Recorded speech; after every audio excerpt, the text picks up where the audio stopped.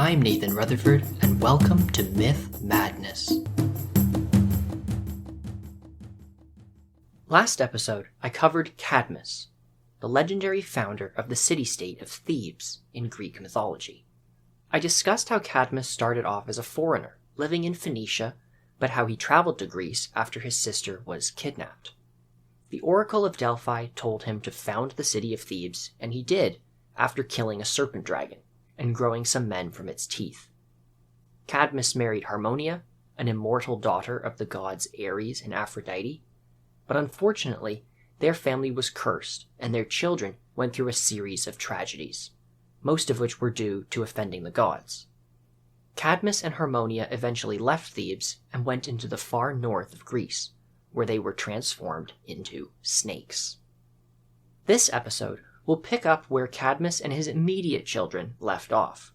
The Theban myths are interesting, as they cover multiple generations of Theban kings, and you get the impression of Thebes turning into a metropolis over time. Because the city really was a powerful kingdom in ancient Greece. Thebes was located in the Boeotia region of central Greece. The area is a vast plain that stretches from mountains in the south to a lake in the north. Thebes was likely one of the first communities in ancient Greece to be built around a central fortress, and it was a major city in the Mycenaean period. Its ruins date back to approximately 1400 BC. The Mycenaean period is named after the Greek city-state of Mycenae. It is generally assumed that Mycenae was the most powerful of the Mycenaean Greek city-states. But Thebes is another very credible candidate for that as well. And sure enough, a name very similar to Thebes even appears on an ancient Egyptian statue alongside other powerful Greek kingdoms: Thebes in the north, Mycenae in the south, and Knossos in Crete. The real-world importance of Thebes seeps into the mythical depictions of the city too. A number of Greek myths take place in Thebes, and many different Greek heroes were from there. Thebes was the setting of a whole series of epic poems from the Archaic period, around the time of Homer and Hesiod. Unfortunately, these poems only survive to us today in a series of fragmentary quotes. But these Theban epics were widely celebrated in ancient Greece, and probably came a close second to Homer's stories of the Trojan War in popularity. I've placed the myths in those epics towards the end of my chronology for the Age of Heroes, so we will come back to them again later on this season. For today, for information on who were the kings of Thebes immediately after Cadmus, we have to look mostly at the later Greek and Roman sources. Most of this information comes from Hyginus, Apollodorus, Pausanias, and Nonus. I spoke a little bit about Hyginus and Apollodorus last episode. They both provided the overviews of a large selection of Greek myths. Apollodorus's library, probably written in the 2nd century AD, is one of the most comprehensive collections we have today for a number of Greek myths, and the copies we have aren't even complete. We know he also wrote about the Trojan War stories, but that section is lost to history. Pausanias lived around 110 to 180 AD. Not much is known about his life.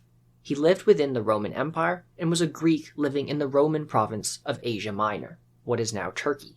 He was essentially a travel writer, and is most famous for his book Description of Greece. He traveled throughout Greece in the later decades of his life and visited a number of sites. He described ancient Greece in a simple, straightforward way, but he often went on tangents to describe specific myths related to the places he was visiting, rituals that were performed there, or other interesting bits of cultural trivia. It's unclear if he ever finished the description of Greece. Nonus wrote the 20,000-line Dionysica at the very end of the Roman Empire, sometime in the 4th or 5th century AD. Not much is known about Nonus. He may have been an early convert to Christianity. His poem was clearly inspired by the older poets like Homer, and he reimagines a lot of the Greek myths. The poem is focused on the life of the god Dionysus, and since the god was born in Thebes and returns to the city later, it naturally involves a lot of mythic material about Thebes. Historically, people didn't really pay much attention to Nonus's Dionysica, probably because it's so damn long, at 20,000 lines. But in recent years, scholars have found more appreciation for it. It does contain a few very weird and possibly corrupted versions of some Greek stories. Anyways, between the four of them, Hyginus, Apollodorus, Pausanias, and Nonus, together they give a decent overview of a handful of the legendary Theban kings after Cadmus. This episode will cover these kings, and what they did to continue the founding of Thebes that Cadmus and Harmonia started. These myths cover a couple generations of the Theban royal family, so there's going to be a lot of names. To try and make things less confusing, I've made a family tree which you can find on the post for this episode on the podcast website, www.mythmadness.com. So here goes. As I talked about last episode, Cadmus and Harmonia's children were Ino, Semele, Agave, and Autonoe, and Polydorus. Polydorus was the only son, and so in line to be the next king of Thebes after Cadmus. But when Cadmus left Thebes, or retired and gave up his throne, or died, it depends on the version really, Polydorus was still a young boy, and unable to properly lead the city. Instead, Polydorus's older cousin, Pentheus, who was the son of Cadmus's daughter Agave, ruled Thebes as a regent until Polydorus grew older. Sometimes Cadmus is still alive for the beginning of Pentheus's kingship. Sometimes he isn't. Euripides' play The Bacchae has Pentheus be the king of Thebes when Dionysus returned to the city. It did not go well, and Pentheus was killed. After Pentheus died, Polydorus was now old enough to be king of Thebes by himself. The poet Nonus says that Pentheus was not just keeping the throne warm for his younger uncle. According to Nonus, Pentheus took over Thebes after Cadmus died and exiled Polydorus, trying to become the full-fledged king of Thebes himself. This actually makes a lot of sense, since Polydorus became king only after Pentheus died. If he had already been old enough to rule, why hadn't Pentheus stepped aside already? Regardless, Polydorus became king of Thebes. The young man was not a boy anymore, and he married a woman named Nycteus. Polydorus and Nycteus had a son named Labdacus, and then shortly after, Polydorus died. With Labdacus a newborn baby, Thebes needed a new king, a new regent to hold the throne. That job fell to Polydorus's widowed wife's father. Nycteus's father was the closely named Nycteus. Apollodorus's library gives two conflicting versions for the birth of Nycteus and his brother Lycus. In one, the brothers are two of the Spartoi, those sown men that Cadmus grew from dragon teeth. In the other version, they are grandsons of Poseidon. Backing up the second version, Apollodorus gives details on how the brothers came to Thebes, saying that they were from the nearby island of Euboea originally, and came to Thebes after murdering the island's king. Personally, I think the version where Nycteus was a Spartoi makes more sense with the fact that he became king of Thebes. Why would the Thebans make a foreign murderer king, even if he was related to the royal family? Nevertheless, Nycteus was the regent for Polydorus's son Labdacus. Nycteus's daughter, Nycteus, was the widow of the old king. But it's going to be Nycteus's other daughter, Antiope, who is now going to take center stage and drive what happens to the next few kings of Thebes. The drama surrounding the life of Antiope was the subject of a play by Euripides written around 410 BC. Unfortunately, that play is lost, but there are existing references to it by other poets. Antiope was a beautiful princess, and like so many beautiful princesses, she got the attention of Zeus. Homer actually describes this as a good thing, that it was her pride to have slept in the arms of Zeus. The much later poet Nonus says that Zeus took on the shape of a satyr and seduced Antiope while in this disguise. As it happens, the Zeus as a satyr seduction is also found on 4th century BC Greek vases, which is around 400 years after Homer, but almost 800 years before Nonus. Either way, Antiope became pregnant, and this created problems.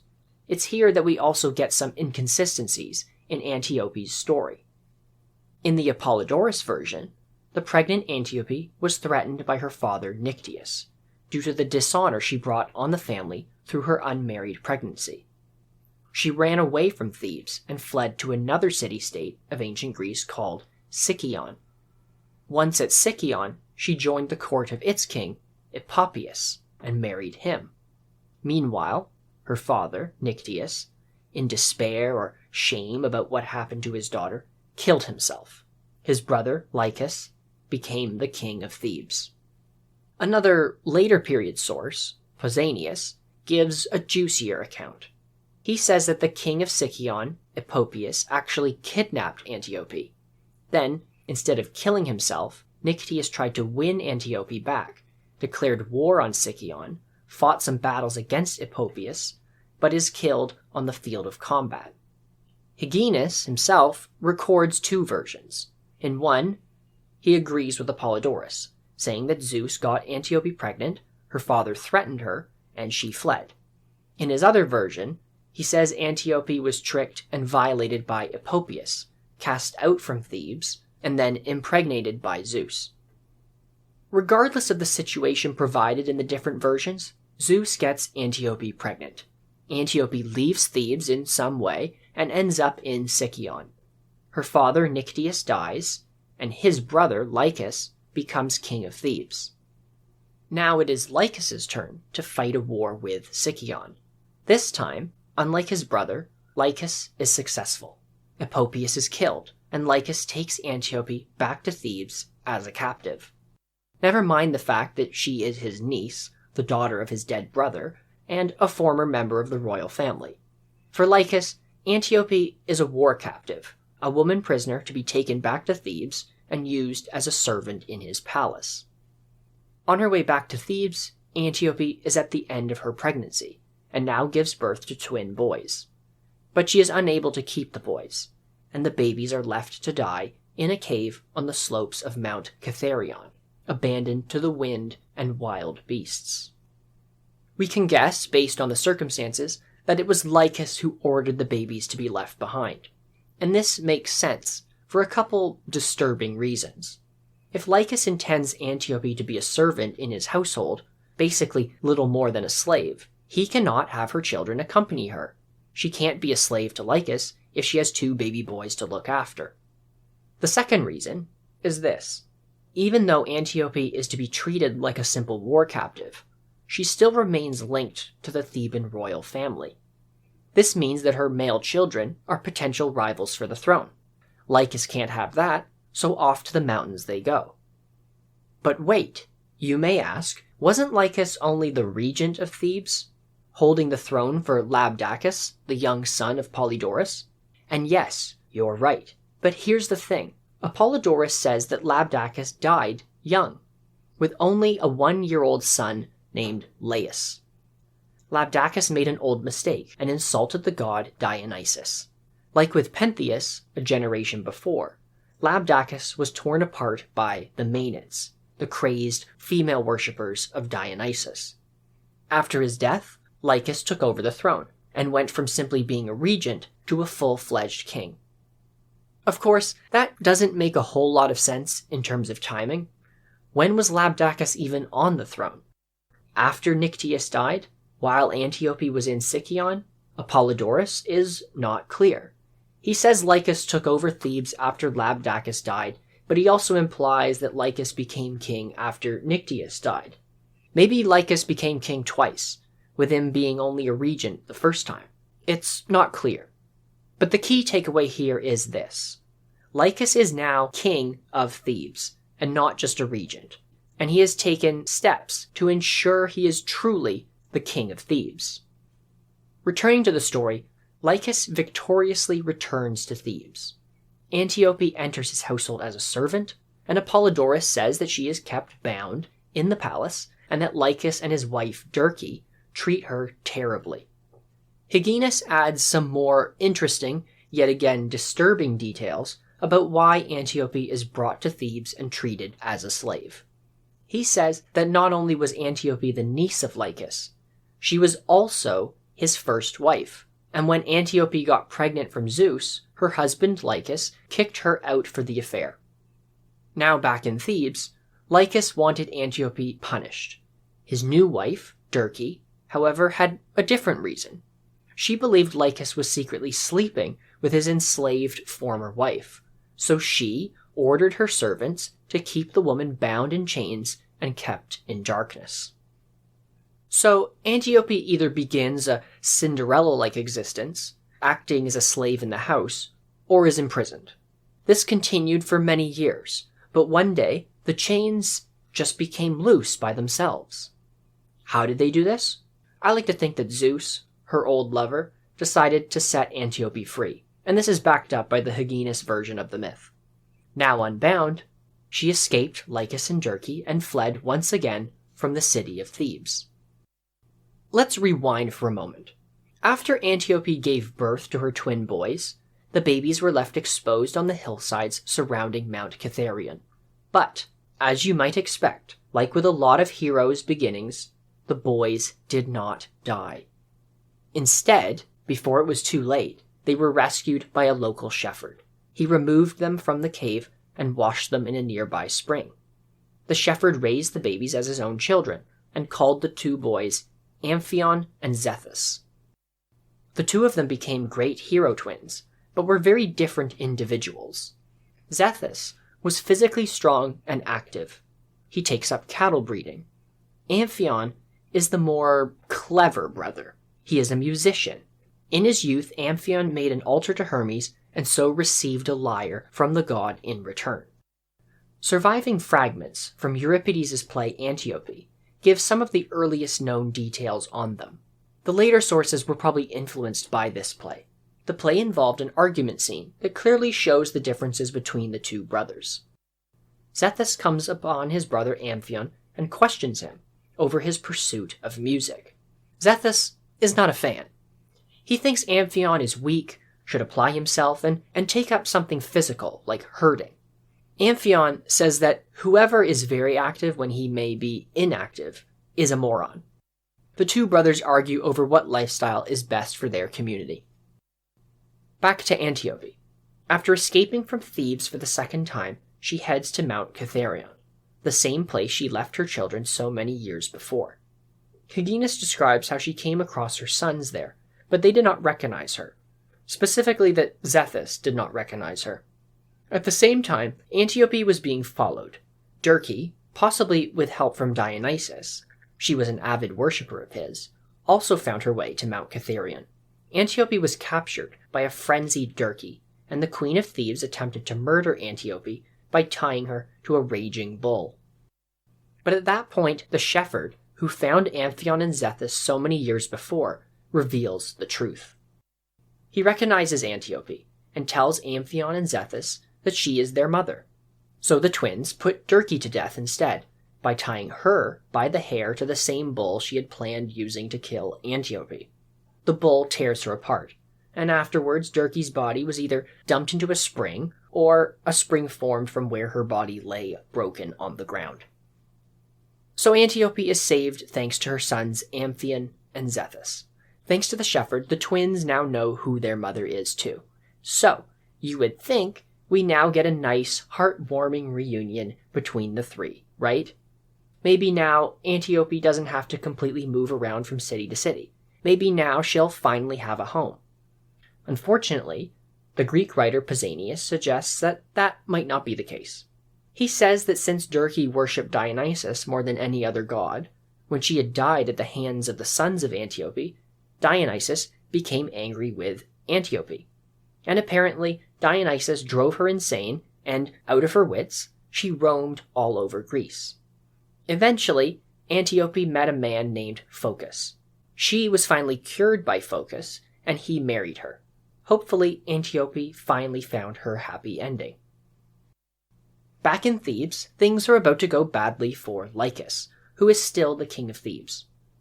After Amphion and Zethus found out who their mother was, learned of their connections to the Theban royal family, they decided it was time to go to Thebes and take the city for themselves. The different sources have different accounts for what followed. Pausanias says that Amphion and Zethus assembled an army and led it to Thebes. The sons of Antiope defeated Lycus in the following battle, and they became dual kings of a conquered Thebes. A fragment from Euripides' classical period play indicates that the twins' takeover of Thebes was done with less violence after the god Hermes intervened. Hermes commanded Lycus, saying, "It is necessary that you listen to them and willingly give them sovereignty over the land of Cadmus." Afterwards, Lycus agreed and told them, "Go, rule this land in place of me, having taken the scepter of Cadmus." And so Amphion and Zethus became king of Thebes, and presumably Lycus went into exile. The poet Hyginus, writing much later than Euripides and roughly around the same time of Pausanias, agrees with Euripides' version, saying the twins were going to kill Lycus before Hermes forbade them to, and then ordered Lycus to give them the crown. With Thebes now under their command, what did the twins do? Last episode I talked about Cadmus and how he built the Cadmea, the citadel located atop the Acropolis of Thebes, how he created the aristocratic families that ran Thebes by sowing serpent teeth in the ground, and was generally considered the founder of the city-state. But Amphion and Zethus were also considered important founding kings of Thebes. Throughout ancient Greek history, the city was often referred to as seven-gated Thebes, on account of the city having magnificent walls, and entry only being allowed through 7 large and well-fortified gates. According to Theban myth, Amphion and Zethus were the builders of the city walls and these 7 gates. And this was a long-standing myth tradition. Homer says the twins added walls and the 7 gates to Thebes because, without them, they could not hold it as their dwelling. An early Hellenistic source describes how Zethus attempted to lift a mountain peak and use that to build the walls. He was not strong enough and found the work too hard. Meanwhile, Amphion played on his golden lyre while singing a song. The beauty of the music caused tall boulders to follow and roll after him, and that these stones stacked themselves up and made the walls of Thebes by themselves.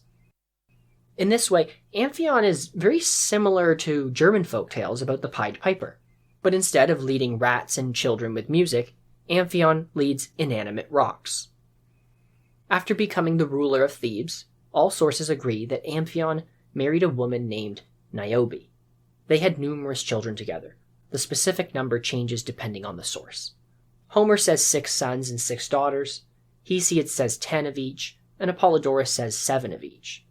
Whatever the number, though, the mother, Niobe, boasted that the amount of children proved she was a better mother than the goddess Leto, the mother of Artemis and Apollo, who only had 2.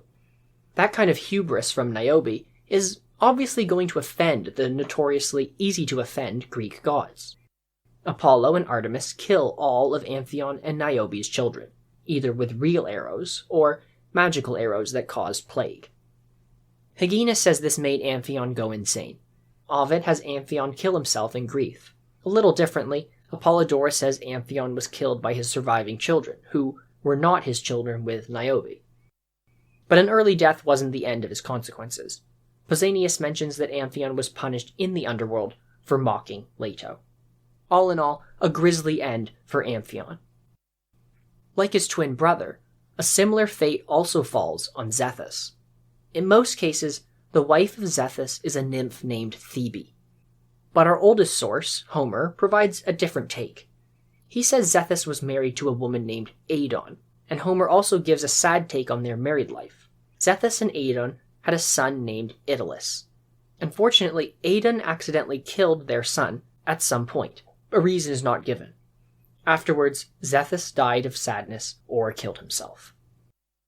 With those sad ends, the throne of Thebes once again became empty. But while Nyctius, Lycus, Amphion, and Zethus were all members of the royal family, they were not direct descendants of Cadmus.